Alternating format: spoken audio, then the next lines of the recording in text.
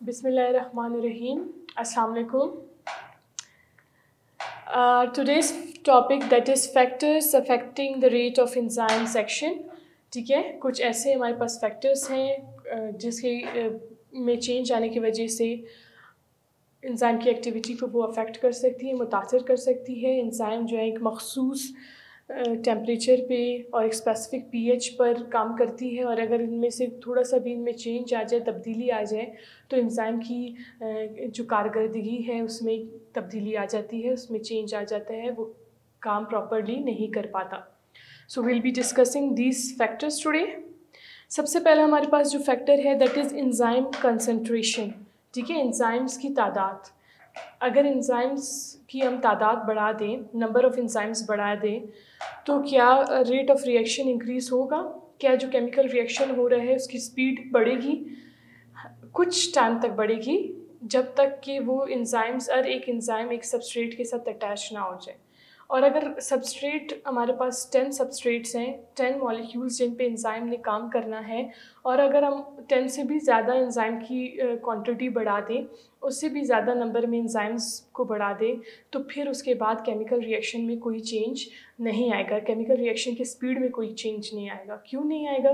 क्योंकि अगर इंजाइम्स हम बढ़ा रहे हैं, इंजाइम्स की तादाद बढ़ा रहे हैं, लेकिन जो सबस्ट्रेट मॉलिक्यूल्स हैं जिन पे इंजाइम्स ने काम करना है उनकी तादाद कम है, या उनकी तादाद 10 है, ई है, अगर हम लोग इंजाइम की तादाद 10 से भी बढ़ा दें तो केमिकल रिएक्शन की स्पीड में फ़र्क नहीं पड़ेगा, क्योंकि इंजाइम के लिए सबस्ट्रेट मॉलिक्यूल अवेलेबल होगा तभी केमिकल रिएक्शन की स्पीड बढ़ेगी।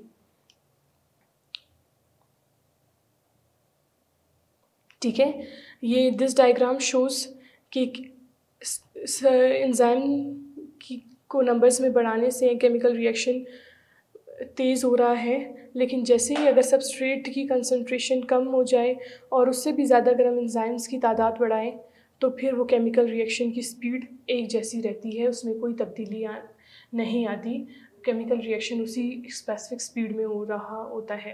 बिकॉज अगर सिर्फ हम इंजाइम की तादाद बढ़ाएंगे, इंजाइम्स को नंबर्स में बढ़ाएंगे, और जो सबस्ट्रेट है, जो मॉलिक्यूल जिन पे इंजाइम ने काम करना है, उनकी तादाद उतनी ही रहेगी, चेंज नहीं आएगा उसमें, तो फिर केमिकल रिएक्शन की स्पीड भी नहीं बढ़ेगी, वो एक स्पेसिफिक स्पीड में काम होता रहेगा।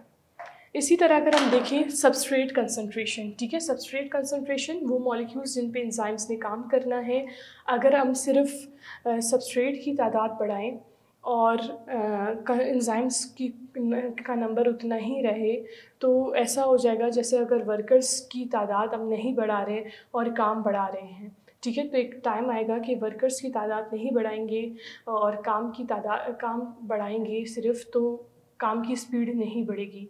इसी तरह सबस्ट्रेट वो मॉलिक्यूल्स हैं जिन पे इंजाइम्स ने काम करना है, और अगर इंजाइम्स उतने ही नंबर में रहेंगे और हम सबस्ट्रेट को बढ़ाएंगे, सबस्ट्रेट की तादाद बढ़ाएंगे, सबस्ट्रेट को नंबर में इंक्रीज़ करेंगे, तो उससे होगा क्या कि सारे सबस्ट्रेट के लिए इंजाइम्स अवेलेबल नहीं होंगे, सारे एक्टिव साइट्स जो हैं इंजाइम की फिल हो जाएंगे, ऑक्यूपाइड हो जाएंगे, और जगह नहीं बचेगी नए सबस्ट्रेट के लिए, तो वो इंजाइम्स की जो केमिकल रिएक्शन की स्पीड है वो नहीं बढ़ेगी, क्योंकि एंजाइम्स फारिग होंगे तो वो नेक्स्ट एक सबस्ट्रेट पे काम करेंगे। इसीलिए एंजाइम्स की और सबस्ट्रेट की मॉलिक्यूल की तादाद को इक्वल होना चाहिए, एक होने चाहिए ये नंबर्स में, तभी केमिकल रिएक्शन प्रॉपर्ली हो सकेगा। अगर हम सिर्फ एंजाइम्स की तादाद बढ़ाएंगे, सबस्ट्रेट कम रहेंगे, तब भी केमिकल रिएक्शन की स्पीड नहीं बढ़ेगी, और अगर सिर्फ एंजाइम्स की तादाद उतनी ही रहने देंगे और सबस्ट्रेट की तादाद बढ़ाते रहेंगे, तो केमिकल रिएक्शन की स्पीड में फ़र्क नहीं बढ़ेगा। ये देखें, एंजाइम्स एक्टिविटी इंक्रीजेस, ठीक है, सबस्ट्रेट के नंबर्स अगर कम हो तो एक्टिविटी स्पीड में हो रही है, ठीक, और अगर हम लोग सबस्ट्रेट की कंसंट्रेशन बढ़ाते रहें, ठीक, तो क्या होगा उससे कि एक पॉइंट आ जाएगा कि एंजाइम एक स्पेसिफिक रिएक्शन स्पीड में काम करेगा, उससे ज़्यादा केमिकल रिएक्शन की स्पीड नहीं बढ़ेगी, क्योंकि अवेलेबिलिटी ऑफ एंजाइम ख़त्म हो जाएगी।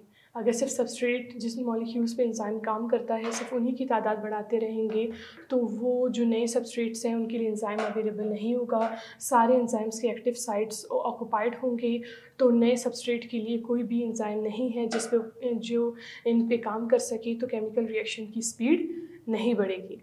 ये बिल्कुल वैसे ही है कि आप काम बढ़ा रहे हो लेकिन मज़दूरों की तादाद नहीं बढ़ा रहे हो, तो क्या काम जल्दी जल्दी होगा? नहीं होगा। काम एक स्पेसिफ़िक स्पीड में ही होगा, क्योंकि वर्कर्स जितना काम कर सकते हैं एक स्पेसिफ़िक टाइम में, वो उतना ही काम करेंगे।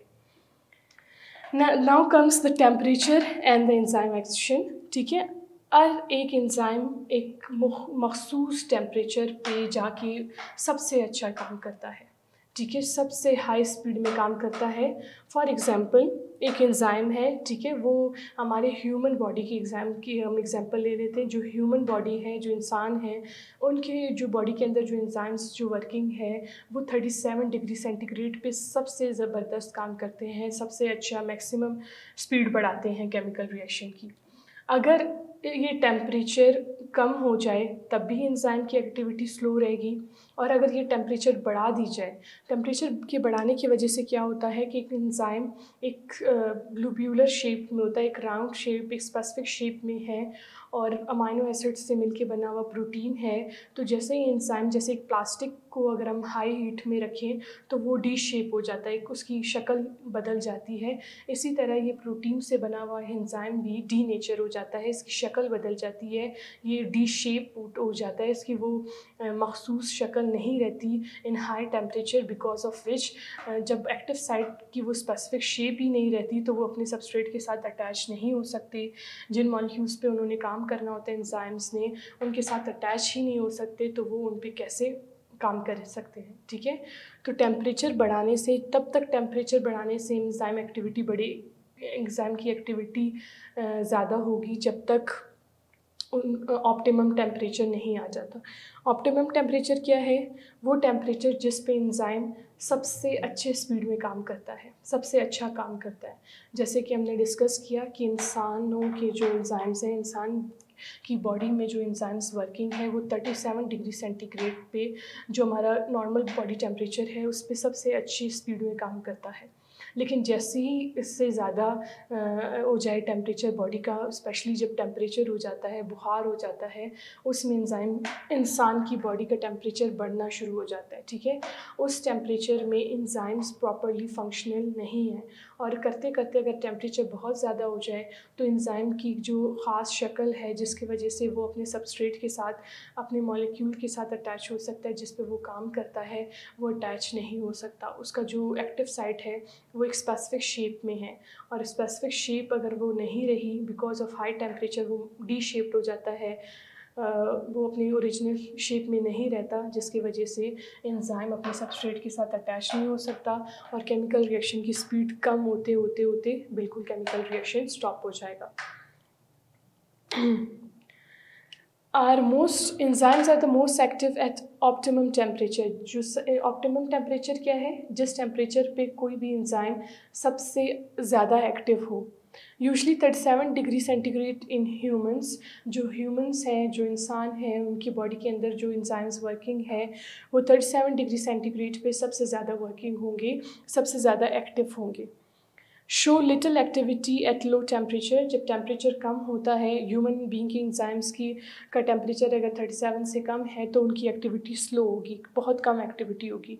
Loose activity at high temperature, और 37 से जैसे ही टेम्परेचर बढ़ना शुरू हो जाएगा तो इस पे एंजाइम की एक्टिविटी बिल्कुल ना होने के बराबर या ख़त्म हो जाती है, क्योंकि एंजाइम अपनी ओरिजिनल शक्ल खो देता है,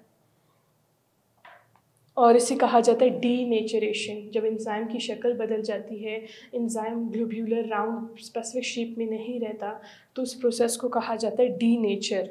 डीनेचर हो जाता है, डी शेप्ड हो जाता है, अपनी जो उसकी ख़ास एक शेप थी, शक्ल थी, वो ख़राब हो जाती है बिकॉज ऑफ हाई टेम्परेचर, ज़्यादा टेम्परेचर होने की वजह से। Affect of pH. फिर पीएच का भी बहुत ज़्यादा इफेक्ट है एंजाइम की एक्टिविटी पे। अब यहाँ पे आप देखिए, पेप्सिन एक एंजाइम है जो ह्यूमन बीइंग के, हमारे जो बॉडी में स्टमक में वर्किंग है, और ये एसिडिक एनवायरनमेंट में pH 1 से 4 तक, जो कि एक एसिडिक एनवायरनमेंट है, उसमें सबसे अच्छा काम करता है। और यहाँ पे स्लाइवरी एमाइलेज, जो हमारी स्लाइवा में, थूक में के साथ जो एक एंजाइम रिलीज़ होता है from salivary glands, that is amylase. Amylase हमारे माउथ में स्टार्च की ब्रेक डाउन करता है। और ये जो है अल्कलाइन न्यूट्रल पीएच में, न्यूट्रल पीएच 5 to 7 के रेंज में या 7 to 8 रेंज में सबसे अच्छा वर्किंग है। स्पेसिफिकली 7 पे बहुत अच्छा काम करता है, न्यूट्रल पीएच पे। और हमारे पास है अल्कलाइन फॉस्फेटेस, या फिर जो स्मॉल इंटेस्टाइन में हमारे एंजाइम्स हैं लाइपेज, ट्रिप्सिन वगैरह, वो भी अल्कलाइन नेचर में। 7 से आगे जितना भी पीएच बढ़ता जाएगा वो अल्कलाइन पीएच है, सो वहाँ सबसे अच्छा काम करता है। अगर पेप्सिन को एसिडिक एनवायरनमेंट ना मिले, मतलब अगर उसका पीएच 1 से बिलो हो जाए और 4 से ज़्यादा हो जाए, तो वो pepsin will not be able to work properly. और इसी तरह अगर सलाइवरी एमाइलेज का न्यूट्रल जो 7 पीएच है उससे आगे पीछे हो जाए पीएच माउथ का, ठीक है, ज़्यादा या कम हो जाए न्यूट्रल पीएच से, तो तब भी amylase will not be working properly, will not be functional properly. अगर हम कुछ ज़्यादा एसिडिक ले लेते हैं तो उससे हमारे डाइजेशन डिस्टर्ब हो सकती है, because our enzymes works in a specific pH, और अगर वो स्पेसिफिक पीएच ना मिले एंजाइम्स को, so they will not be working properly. ये पेप्सिन, सलाइवरी एमाइलेज, ये सारे हमारे डाइजेस्टिव एंजाइम हैं, हमारी फूड की ब्रेक डाउन करते हैं हमारी बॉडी में। मैकेनिज़्म ऑफ एंजाइम्स एक्शन, क्या मैकेनिज़्म है, एंजाइम कैसे वर्किंग है। A temporary bond is form between enzyme and substrate. Enzyme है, ये एंजाइम का एक स्पेसिफिक साइट है, एक्टिव साइट, जहाँ पे सबस्ट्रेट आके अटैच हो जाता है एंजाइम के साथ। सबस्ट्रेट वो मॉलिक्यूल है जिस पे एंजाइम ने काम करना है। For example in our body amylase is an enzyme, ठीक है, और उसका काम है स्टार्च की डाइजेशन करना, स्टार्च को सिंपलेस्ट फॉर्म में चेंज करना, स्टार्च की ब्रेक डाउन करना। तो starch is a substrate, amylase is an enzyme, और स्टार्च आगे एक्टिव साइट पे एमाइलेज के साथ अटैच हो जाता है, और जब एंजाइम अपने सबस्ट्रेट के साथ जिस मॉलिक्यूल पे वो काम कर रहा है उसके साथ अटैच हो जाएगा, so it will form a enzyme substrate complex. This is the enzyme substrate complex. और जब वो इसे एक फॉर्म से दूसरे फॉर्म में अपने मॉलिक्यूल को चेंज कर देता है, जैसे कि अगर ये माइलेज है सबस्ट्रेट और उसने माइलेज की ब्रेक डाउन कर दी, then it will be called product. जो स्मॉल यूनिट्स हैं, जो शुगर ग्लूकोज यूनिट्स हैं, will be called the product, because starch को ब्रेक डाउन करके सिंपलेस्ट ग्लूकोज फॉर्म में कन्वर्ट कर दिया गया है। एंड देन जो एक टेम्पररी बॉन्ड था बिटवीन सबस्ट्रेट एंड एंजाइम, वो तो अलग हो जाएगा, और this enzyme will be ready for the to work on the second substrate. अभी वो फिर से रेडी है कि वो किसी और सबस्ट्रेट पे, किसी और स्टार्च मॉलिक्यूल पे काम कर सके, for example. Now this is lock and key model. In 1894, German chemist Emil Fischer was a scientist. उन्होंने 1894 में lock and key model represent किया था for enzyme. ठीक है, उनके अकॉर्डिंग एंजाइम की एक बहुत ही स्पेसिफिक शेप है, जैसे की के लॉक के अंदर एक स्पेसिफिक शेप है जिसमें एक स्पेसिफिक की, एक मखसूस की से ही, एक स्पेसिफिक की से ही, ख़ास की से ही लॉक खुल सकता है। इसी तरह एक सबस्ट्रेट की शेप भी बिल्कुल बहुत ही ज़्यादा फिक्स्ड शेप में होता है, जो कि जाके एक्टिव साइट के साथ में जाके एक स्पेसिफिक एंजाइम के साथ अपने अटैच हो सकता है।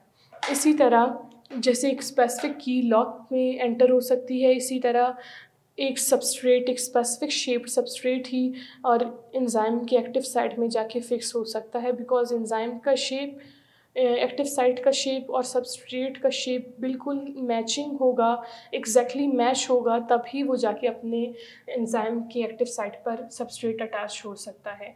दैट इज़ वेरी फिक्स्ड, ठीक है। उन्होंने एक ऐसा मॉडल रिप्रेजेंट किया जिसमें सबस्ट्रेट की शक्ल बिल्कुल फिक्स्ड होती है और वो अपने एंजाइम के एक्टिव साइट के साथ तभी अटैच हो सकता है जब एक सबस्ट्रेट की शेप और एंजाइम की एक्टिव साइट की शेप बिल्कुल एग्जैक्टली मैच कर सके।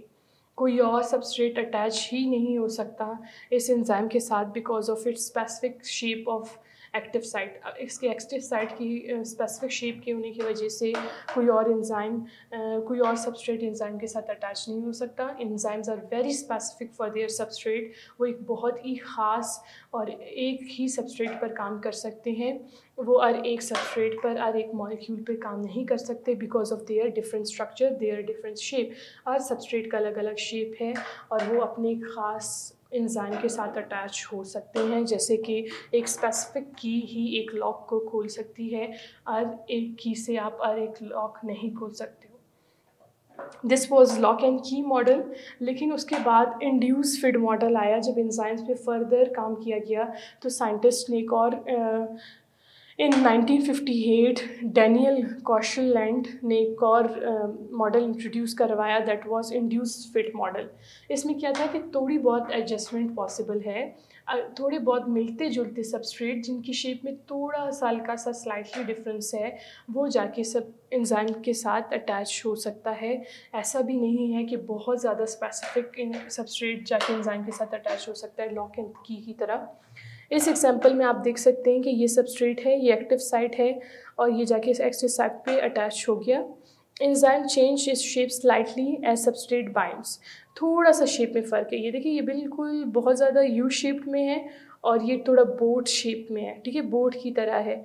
लेकिन जब एंजाइम सबस्ट्रेट आ जाता है करीब तो एंजाइम अपनी शक्ल थोड़ी सी स्लाइटली तो हल्का फुल्का चेंज करके अपने सबस्ट्रेट को एडजस्ट कर सकती है। ऐसा नहीं है कि एंजाइम का बहुत ही फिक्स शेप है, ये थोड़ी बहुत एडजस्टमेंट पॉसिबल है। मिलते जुलते जो सबस्ट्रेट्स हैं, जो यू शेप्ड और थोड़ा सा बोर्ड शेप में इतना ख़ास डिफरेंस नहीं है, तो ये सबस्ट्रेट, ये मॉलिक्यूल जिस पे एंजाइम काम करेगा वो जाके अपने एंजाइम के साथ अटैच हो सकता है। ये अटैच होगा, सबस्ट्रेट को प्रोडक्ट में चेंज किया जाएगा और ये जो टेम्प्रेरी बॉन्ड है बिटवीन सबस्ट्रेट एंड एंजाइम ये ख़त्म हो जाएगा और ये अलग हो जाएंगे। तो लॉक एंड की मॉडल में और इंड्यूस फिट मॉडल में ये डिफरेंस था कि लॉक में कहा गया था कि एक एंजाइम की जो एक्टिव साइट की शेप है वो बहुत ही फिक्स शेप होती है, बहुत एक स्पेसिफिक शेप है, एक ख़ास शक्ल है एक्टिव साइट की जो कि चेंज नहीं होती। वो सिर्फ उसी सबस्ट्रेट के साथ अटैच हो सकता है जो पज़ल की तरह एग्जैक्ट मैच होगा। लेकिन बाद में इंड्यूस फिट मॉडल में बताया गया लेकिन ऐसा नहीं है, थोड़ा सा स्लाइटली एंजाइम अपने आप को एडजस्ट कर सकता है और जब सबस्ट्रेट करीब आते हैं तो वो थोड़े से शेप में जो डिफरेंस होता है, हल्का फुल्का सा डिफरेंस, वो एडजस्ट हो सकता है, लेकिन ज़्यादा एडजस्टमेंट पॉसिबल नहीं है। इसीलिए हर एक एंजाइम जो के लिए ख़ास सबस्ट्रेट है जिस पे वो काम करता है। Amylase will be just working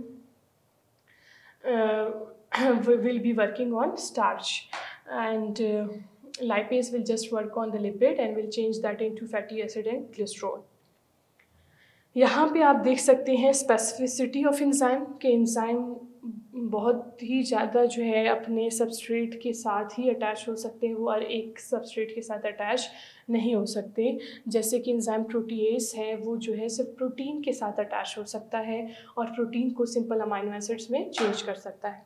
इसी तरह एमाइलेज है, वो स्टार्च के साथ ही सिर्फ अटैच हो सकता है और स्टार्च को simple glucose unit, sugar units में कन्वर्ट कर सकता है। और इसी तरह लाइपेस है हमारा एक और डाइजेस्टिव एंजाइम जो कि स्मॉल इंटेस्टाइन में प्रेजेंट है and it will change lipid into fatty acid and glycerol. और ये फैटी एसिड लिपिड्स पे काम करके इनको सिंपलेस्ट यूनिट्स में फैटी एसिड और ग्लिसरॉल में कन्वर्ट कर सकता है। हमारी बॉडी के अंदर लिपिड की डाइजेशन, प्रोटीन की डाइजेशन, स्टार्च की डाइजेशन, ये सब एक मखसूस एंजाइम्स की वजह से पॉसिबल है। एक ख़ास एंजाइम ही उन पे काम कर सकते हैं, हर एक एंजाइम उन पे काम नहीं कर सकता। So that was the end of the lecture. I hope it was clear and it was easy. Thank you so much.